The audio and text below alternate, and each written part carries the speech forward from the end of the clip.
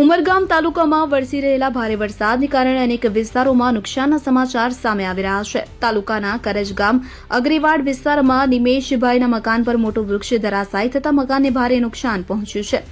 ઘટનાની જાણ થતાં તાલુકા પંચાયત પ્રમુખ સંતોષ વળવી, કારોબારી અધ્યક્ષ મનીષ પટેલ, સંગઠન પ્રમુખ ડોક્ટર નીરવ શાહ, પ્રદેશ એસટી મોરચા મંત્રી વિલાસ ઠાકરિયા, સંગઠન મંત્રી ભાવેશ પટેલ તેમજ માજી સરપંચ કમલેશ પટેલ સહિતના આગેવાનો સ્થળ પર દોડી આવ્યા હતા। આ દરમિયાન તલાટી કમ મંત્રી અને ગ્રામજનો પણ હાજર રહી સમગ્ર પરિસ્થિતિનું નિરીક્ષણ કરવામાં આવ્યું હતું। નેતાઓએ પીડિત પરિવાર સાથે વાતચીત કરી અને તાત્કાલિક યોગ્ય વળતર મળી રહે તે માટે તંત્ર સમક્ષ રજૂઆત કરવાની ખાતરી આપી હતી।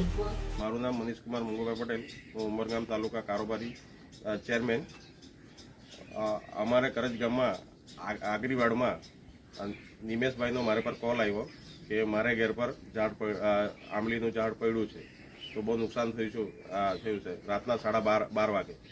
તો અહીંયા નિરીક્ષણ કરવા માટે પ્રમુખ શ્રી સંતોષભાઈ ને સંગઠનના પ્રમુખ નીરવભાઈ ને વિલાસભાઈ અને ભાવેશભાઈ અને માજી સરપંચ શ્રી કમલેશભાઈ અહીંયા અમે નિરીક્ષણ કર્યું અને તલાટી સાહેબને બી ફોન કર્યા, સાહેબે આવતા જ છે, અને ટીડીઓ સાહેબને બી ફોન કર્યા।